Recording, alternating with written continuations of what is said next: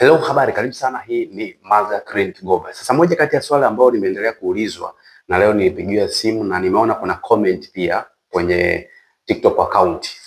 Swali linaulizwa, kwa nini ninaambiwa nibadilishe coolant bypass wakati gari niliyonunua imekaa miaka 10 huko ilipokuwa Japan labda, alafu haikubadilishwa. Kwa nini ikija kwangu ndio ibadilishwe? Yaani mimi ninunue Tanzania ndio mwanze kuniambia inatakiwa kubadilishwa. Shida ni nini?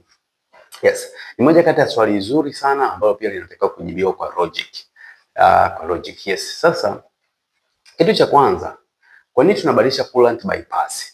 Tunabadilisha coolant bypass kwanza kwa sababu haya ni makosa pia ambayo yalifanyika kiwandani kuanzia Mazda CX-5 ambazo zina engine ya diesel kuanzia 2012 mpaka 2018. Maana yake kwenye toleo la kwanza Mazda CX-5 zilikuwa zinakuja na coolant bypass ya plastiki ambayo ni hii hapa lakini pia hata kwenye toleo la pili bado waliendelea kuweka coolant bypass za plastiki ambayo ni hii hapa kuanzia toleo la pili kuanzia 2017 mpaka 2018. 2019 wakaamua ku upgrade na kuweka za chuma. Yes.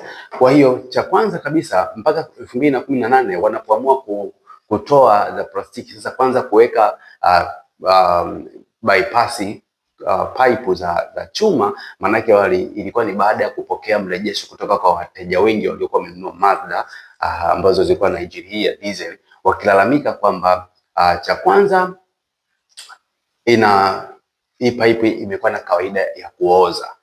Kwamba huku sehemu nyingi, kwa mfano kwenye matundo au kwenye midomo ambapo pipe ndo zinaingia kwa ajili ya kupitisha hiyo coolant kwa ajili ya kwenda kwenye radiator na kwenda kwenye engine, zimekuwa na kawaida hii midomo inaoza, lakini pia hata kwenye pembe humu hii bypass imekuwa inaoza. Kwa baada ya hapo baada ya kuripoti watu wengi zaidi, ndipo Mazda wakaamua sasa kufanya marekebisho kuanzia 2018. Kwa gari zote ambazo ni model ya kuingia 2019 zimeingia sokoni zikawa na coolant bypass ya chuma. Kwa hiyo kumbe, kwa kusema hivyo ni kwamba hii ni changamoto ambazo ilifanyika au ni makosa ambayo yalifanyika kutoka kiwandani, kwamba badala ya kuweka ya chuma wao wakaamua kuweka ya plastiki wakijua itakuwa salama. Na tatizo kubwa pia lingine la pili inakuwa ni wapi? Hii coolant bypass ni ya plastiki, lakini pia mbali kwamba ni ya plastiki ingeweza kufanya kazi kwa muda fulani, lakini changamoto pia nyingine ni kwamba imewekwa katikati ya engine na manifold, ipo katikati, kwa hiyo imezungukwa sehemu ambapo kuna joto kali sana. Sasa kwa wenzetu wengi wanatumia gari zao sio kwa trip ndefu kwa sababu maisha yao mara nyingi unakuta akisafiri safari ndefu basi ni ndege, labda usafiri wa haraka wa treni za umeme, lakini asilimia kubwa unakuta wananunua gari kwa ajili ya town trip. Sasa town trip au safari fupi za kilomita 15, kilomita 20, unaweza ukakuta unatembelea hii coolant bypass pipe inatembea pasipo kuleta shida yote, pasipo kukreki. Kwa hiyo ikishakaa muda mrefu pengine ndio itaanza kuoza. Lakini gari ikipata nafasi ya kutembea safari ndefu, manake engine ikatengeneza joto kubwa sana pale katikati ya engine na manifold ambapo hii pipe ipo, hii pipe ina kawaida pia ya kupasuka, ina crack. Ikisha crack au ikishapasuka inaanza kumwaga coolant. Ukishaanza kumwaga coolant, gari inaanza kuchemsha. Kwa ulikuwa umeshazoea kuona taa ya temperature ikiwa ya kijani, sasa unakuta kama temperature inaanza kwa nini? Inaanza kuwaka ya nyekundu ukiwa unaendesha Mazda yako. Ukiona kitu maana yake tayari hii coolant imeanza kupotea, na inaweza kuwa sababu kubwa nini? Ni kupasuka kwa hii hapa coolant bypass. Kwa changamoto kubwa sasa ni hili kwamba inawezekana gari imekaa huko haikuwahi kubadilishwa. Issue ni kwamba inawezekana huyu ambaye alikuwa anatumia hii gari alikuwa hatembei safari ndefu.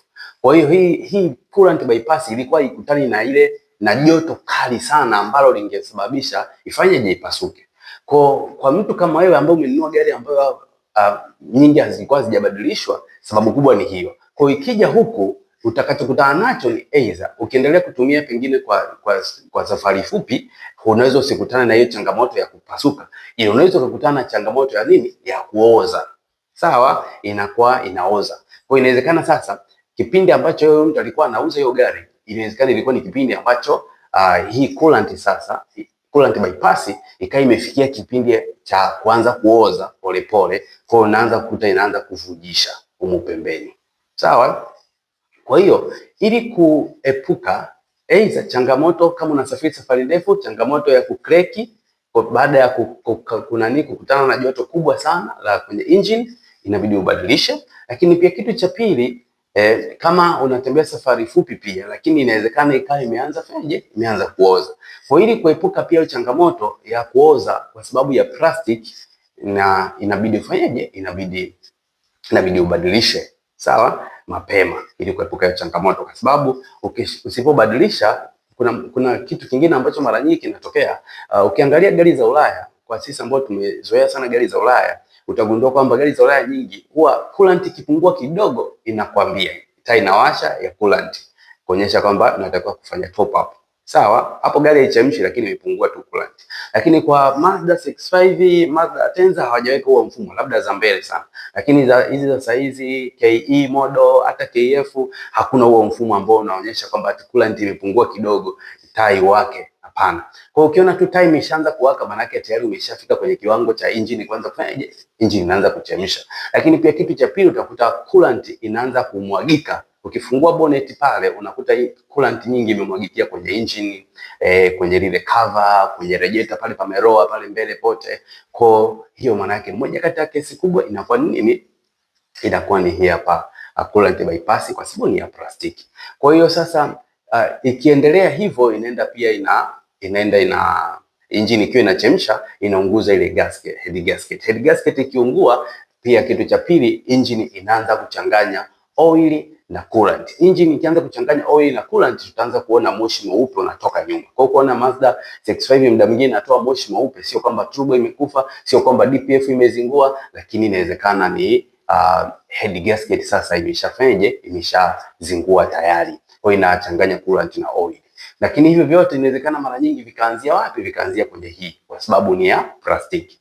Kwa hiyo short and clear, unasema nimenunua gari mpya, kwa nini nibadilishe? Cha kwanza, yes, umenunua gari mpya lakini imeshatumika kwa wenzetu, kwa hiyo sio mpya. Kwa kama sio mpya, inawezekana sasa kwa sababu hii ni ya plastiki, material iliyotumika inaweza kaoza baada ya muda fulani, kwa hiyo huwezi kujua imeshaanza kuoza au la. Na changamoto ni kwamba hatuwezi kucheki kwa sababu sehemu iliyopowekwa kufungua na nini, mwisho wa siku unaweza kukuta gharama tu ya kufungua huwezi kurudishia hii, ni bora ubadilishe nyingine. Sawa, bora uweke ya chuma. Kwa hiyo tunatoa hii ya plastiki, tunaweka hii ya chuma. Lakini kitu cha pili ndio hivyo, umenunua gari ilikuwa isafiri sana, ndio maana ikubadilishwa. Lakini ukifuatilia pia mtandaoni kwenye baadhi ya ripoti za watumiaji wa magari hasa Mazda zenye engine ya diesel 2.2 lita au cc 2180, utaona wakilalamika pia kuhusu changamoto ya coolant bypass pipe kwamba ni ya plastiki. Sawa. Kwa ukienda huko nje, tusio tu Tanzania, lakini huko nje kwenye consumers report za watu mbalimbali utakuta kuna malalamiko ya hii changamoto, na hii ndio imepelekea pia Mazda kishe 2019 sasa wanatatua hizi recalls na kuweka plastiki, na kuondoa plastiki wa kuweka chuma. Hii ni muhimu sana kuifanya. Kwa hiyo kama umenielewa, basi fanya mara moja. Hata kama ulikuwa unaendelea kutembelea gari yako, injini ni bei sana. Kwa hiyo badilisha mapema. Bora utoe 200,000, utoe 300,000, popote utakapokuwa. Utoe hii ya plastiki uweke ya chuma, kuliko baadaye kuja kuambiwa injini inatakiwa inunuliwe nyingine, kwa sababu swala la kuchemsha ni swala lingine. Kwa hiyo hicho ndio kitu muhimu sana kuhusu coolant bypass pipe.